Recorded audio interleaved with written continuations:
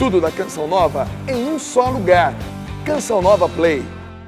Que a paz esteja no seu coração. Sou o Padre Roger Araújo. Juntos fazemos o estudo orante da Palavra de Deus. A Bíblia no meu dia a dia. Deixar-se conduzir por Deus para que a sua palavra ilumine a nossa vida, ilumine o nosso coração. Nós pedimos que Deus nos dê sua sabedoria, sabedoria divina, luz que vem do alto, luz que não tem ocaso, para que a luz do céu ilumine os nossos corações. Em nome do Pai, e do Filho, e do Espírito Santo. Amém.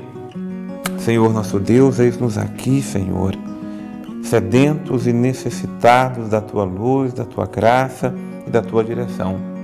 Nós queremos viver Tua palavra e queremos que a Tua palavra seja a luz da nossa vida. Envia-nos o Teu Espírito Santo, Espírito de sabedoria, de entendimento, de conselho, de fortaleza, de ciência, de piedade, para que esse mesmo Espírito oriente o nosso viver. Nos dê a luz que precisamos a cada dia para colocarmos em prática os Teus mandamentos. Que a Tua bênção, Senhor, seja sobre nós, em nome do Pai, e do Filho, e do Espírito Santo. Amém.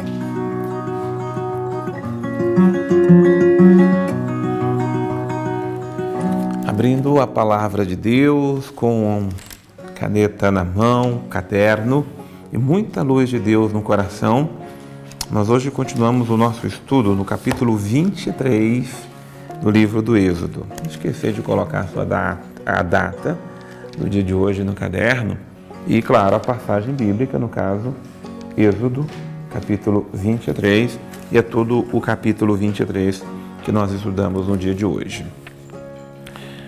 Nós vemos, desde os últimos estudos, nos adentrando nas leis que estão entrando na vida do povo de Deus. Algumas leis têm causado estranheza ao nosso coração, mas o que o Espírito tem nos dado é a graça de compreendermos o espírito da lei para que tenhamos sabedoria para vivermos nos dias de hoje a palavra do Senhor nosso Deus. Ter sempre esse referencial. Todo o Antigo Testamento é lido à luz de Cristo, da sabedoria de Cristo, da direção de Cristo, porque Jesus é o nosso mestre e nós somos seus discípulos, os seus seguidores. No versículo 23, no capítulo 23, logo no primeiro versículo, segue uma ordem divina, e o que segue são ordens. Nós poderíamos nos deter só nesse primeiro versículo, vamos nos deter às outras.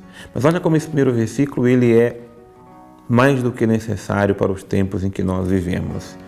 Não espalharás boatos mentirosos, nem colaborarás com o ímpio como testemunha falsa.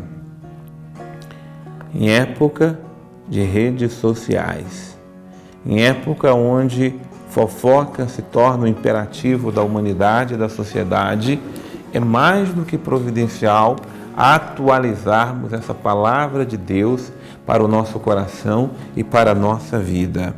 Não espalharás boatos mentirosos. Todos os boatos por si só já são mentirosos porque são boatos. Então, a ordem imperativa, sendo até redundante na forma de falar, para que fique bem categórico ao nosso coração, é que nós não podemos espalhar de forma nenhuma qualquer espécie de boato. Os boatos, uma vez espalhados, eles fazem um mal que nós até perdemos a proporção. Vivemos no mundo, numa sociedade enganosa, mentirosa, falsa, fraudulenta. E a gente não pode bancar o inocente, não. Porque nós muitas vezes estamos colaborando com a onda da indústria de boatos que envolve o mundo que vivemos. São boatos nas igrejas, nas comunidades, nas redes sociais, nas conversas do dia a dia, por telefone e assim por diante. Falar o que não se sabe, o que não se tem certeza. E mesmo aquilo que se tem certeza, que muitas vezes são coisas que não precisam ser faladas nem ditas, nós estamos colaborando com essa cultura maldita, com essa cultura da mentira e da fofoca, que é muito abominável aos olhos de Deus. Se nós queremos levar a palavra de Deus a sério, está aqui um princípio fundamental, é colocar essa ordem de Deus em prática. Começar das minhas redes sociais, daquilo que sai da minha boca ou que entra pelos meus ouvidos, não espalhe boatos. O versículo 2 nos diz: não tomarás o partido da maioria para fazer o mal. Em processo não deponhas inclinando-te pela maioria e distorcendo o direito. Muito cuidado com essa história de maioria. A maioria pensa assim, a maioria quer isto. Uma coisa é a democracia, que se rege pelos princípios da maioria. Uma outra coisa são uma maioria que está iludida ou enganada para fazer o mal. Então, o que deve reger nossa vida não é o que a maioria quer fazer, é o que é bem e o que é mal, o que é certo ou o que é errado. Muitas vezes, o bem é praticado por uma pequena minoria, mas o bem não é algo que se mede por ordem quantitativa. O bem por si só é o qualitativo da nossa vida, aquilo que de fato deve direcionar as escolhas que nós fazemos na vida. Muito cuidado para jamais depor num processo, seja processo civil, jurídico, de qualquer ordem, espécie, mas para depor em conversas aqui ou acolá, simplesmente porque uma maioria está distorcendo ou querendo levar a crer que esta seja a verdade. Muito cuidado com isso. Nesse caso, nem mesmo um pobre deve ser favorecido num processo que é injusto, ou seja, a injustiça jamais ser favorecida, ter o nosso apoio, seja de que ordem for. Se tu encontrares extraviado o boi ou o jumento do teu inimigo, faz retornar ele. Se tenha alguma coisa que não te pertence, e pertence a alguém mesmo que você não goste de tal pessoa, faça retornar a ele. O versículo 7, olha que beleza de direção nos dá o versículo número 7. Afasta-te de causas mentirosas, não mates o inocente e o justo, pois não vou declarar justo o culpado. Primeiro, ter muito cuidado, esse versículo número 7, é a ordem de Deus, afastar-se de causas mentirosas. Causas mentirosas geralmente são causas enganosas, porque todo engano é uma mentira. E nós muitas vezes nos deixamos nos enganar por causas que são importantes, mas que estão envoltas em mentiras, em princípios que não são verdadeiros. Aqui é importante ter sabedoria, é importante ter discernimento, é importante usar a inteligência para não sermos envolvidos em causas ideológicas, não sermos envolvidos em causas até de igreja, viu? Essa coisa de igreja, que pessoas nos chamam para defender isso, aquilo, e por trás tem muita coisa falsa, mentirosa. Tudo que envolve mentira e falsidade é abominável aos olhos de Deus. Eu tenho como princípio não engolir qualquer coisa, não. Muitas vezes as pessoas querem que a gente engula todo aquilo que vem de cima, tal, e parece que aquilo que é a verdade. Não. Cuidado. Tem muita coisa que parece ser boa, mas no fundo está cercado de mentiras e falsidades. Não permita que de modo algum qualquer mentira, qualquer coisa que esteja revestida de bondade, mas que no fundo é recheada por falsidade, esteja norteando aquilo que fazemos ou aquilo que nós realizamos. Afastar de causa mentirosa, não mates o inocente e o justo, pois não vou declarar o justo culpado. Não aceite suborno. Isso é importante, pois suborno cega os que têm olhos abertos e perverte as palavras dos justos, né? Ser subornado, na verdade, é se vender. é deixar que materialize os seus princípios. E abrir mão de princípios, sobretudo da retidão, da verdade, por qualquer espécie de dinheiro no mundo, é vender a própria dignidade. Não é a única forma de prostituição que existe na sociedade, não é somente aquela onde as pessoas comercializam o seu corpo, não. Há uma prostituição muito mais evidente no mundo em que vivemos, que é as pessoas que vendem a sua dignidade para receber benefícios sobre diversas formas. Uma delas é ser subornado, né? Para não falar a verdade, para levar vantagens, para obter lucros, para se dar bem nisso, naquilo e assim por diante. Não deixe que ninguém te compre e não compre ninguém. É isso que a palavra de Deus hoje quer ordenar a nossa vida e o nosso coração. Não oprimas o estrangeiro. Vós sabeis que o que é ser estrangeiro, pois fostes estrangeiro no Egito. É um princípio que vai estar sempre aqui rodeando a palavra de Deus e a vida do povo hebreu, do povo de Deus, povo de Israel. Jamais oprimir o estrangeiro. Lembrar que nós somos estrangeiros também em outra pátria. E, enfim, o que Deus nos ensina é que a terra é a pátria de todos nós. E que ninguém, em lugar nenhum do mundo, pode ser tratado ou considerado como estranho, porque nós somos todos irmãos. Irmãos e irmãs no Senhor, nós vamos agora chamar o Padre Antônio Xavier para que traga luz e sabedoria divina para o nosso estudo de hoje. Bem, vamos avançando cada vez mais aqui nas leis que compõem a aliança e nesse capítulo 23 nós temos uma sequência bonita, inclusive, de aplicações. Uma delas diz respeito à fraternidade, onde nós vemos o trato com os irmãos, como é exatamente o título que aparece em todas as Bíblias, né? Esse título não é o inspirado, mas ele é um título só para separar o bloco que lembra dos irmãos. Aqui não se trata de irmãos de sangue, se trata, na verdade, de irmãos, pessoas, né? Irmãos que pertencem ao mesmo povo, o próximo, a gente diria hoje assim.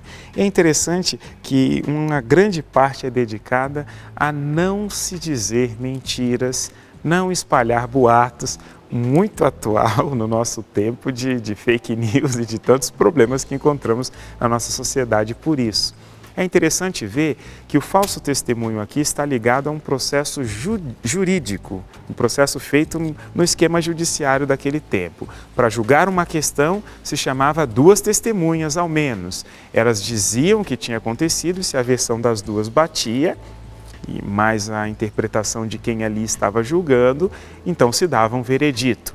O problema é que rapidamente encontraram uma forma de manipular isso. E aí, se as duas testemunhas fossem cúmplices, o que acontecia? Alguém vinha condenado. E claro, sempre tem quem faça esse tipo de coisa e esse tipo de sujeira. É por isso que um mandamento é não levantar falso testemunho. Então é testemunhar mesmo, não é só dizer, não é só um boato, é testemunhar mesmo, dizer eu vi e não viu, aconteceu e não aconteceu. Essa é a primeira coisa. Então, não prejudicar o outro com um testemunho falso, mas ao mesmo tempo não espalhar mentiras, nem boatos, nem nada disso, porque tudo isso, mesmo que alguém venha a ser absolvido, a dignidade da imagem da pessoa que é manchada, essa é muito difícil de recuperar. Bem, na sequência nós temos então a lei do sábado, e essa é muito interessante. No Antigo Testamento, por várias vezes aparece a fundamentação do sábado. Tem aquela do relato da criação, que Deus descansou e que por isso esse dia também deve ser um dia de descanso. Mas por outro lado também, o que está em jogo de maneira muito aberta é o descanso humano, né? Aqui é a primeira vez que aparece uma lei naquele tempo antigo que garante às pessoas o direito de descansar e que é apoiado exatamente em Deus. E esse direito não se estende só às pessoas. Semanalmente, no sábado, todos deveriam descansar e descansar do trabalho. Então é um dia de dedicação realmente à família, aos relacionamentos, à oração e por isso o contato com a sinagoga. Mas também os escravos tinham direito a descansar nesse dia. Olha só que coisa boa. Por outro lado, até os animais tinham o direito de descansar naquele dia. Depois, esse sábado vai ser estendido para muitas outras coisas. Nós vamos ter, por exemplo, o sábado da terra, onde a terra também descansa, e não é só no sábado que ela vai descansar, mas uma vez a cada 7 anos, aquele terreno não poderia ser cultivado, que vai gerar aquela ideia daquela agricultura que se divide o terreno em 7 partes e tem sempre uma parte que por ano não é cultivada, exatamente para que a terra também, ela que está sendo objeto de extração ali, né, de nutrientes, de tudo aquilo, ela possa realmente se refazer. E depois nós teremos inclusive o sábado dos sábados, né? Que é o ano que precede 4 sábados seguidos de anos, né? Que é o ano do jubileu. 50 anos, 7 vezes 7, 49, então o 50º ano era um ano dedicado exatamente a essa festa, onde inclusive os escravos deveriam ser libertados. Vejam, aí agora não se trata simplesmente de um descanso pontual, mas se trata de uma coisa que não se pode mais revogar. Dívidas eram perdoadas, escravos eram libertados e tudo isso parte daqui. Então a lei do sábado ela é extremamente importante para estabelecer esse critério de justiça e de descanso, de direito para todos, inclusive para os animais, para a natureza, para a sociedade e para todos. A oração faz parte desse tempo, mas não é o único fundamento. Que essa palavra de Deus fique gravada e cravada em nosso coração. Não espalharás boatos mentirosos. Não espalhe de forma alguma qualquer boato, qualquer coisa que não vá contribuir para a paz, para a verdade, porque isto é abominável aos olhos do Senhor. Senhor nosso Deus, é o Teu nome que nós invocamos sobre nós. Não permitais, Senhor, que sejamos corrompidos por nada deste mundo. Não deixais que sejamos mensageiros do mal, nem aqueles que espalham, semeiam por este mundo, Senhor, a mentira, a discórdia, a maldade, sobre qualquer forma ou espécie. Senhor, que a Tua palavra nos santifique, que a Tua palavra renove nos nossos corações os bons propósitos, a verdade, a justiça e a paz. É assim que nós queremos viver diante da Tua palavra. É assim que nós nos propomos a conduzir a nossa existência. Que a Tua bênção, Senhor, esteja nos iluminando, nos conduzindo e nos direcionando, em nome do Pai, e do Filho, e do Espírito Santo. Amém.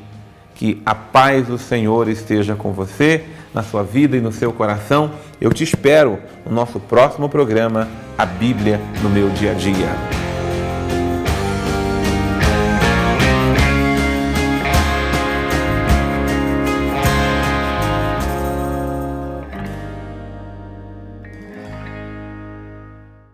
Tudo da Canção Nova em um só lugar. Canção Nova Play.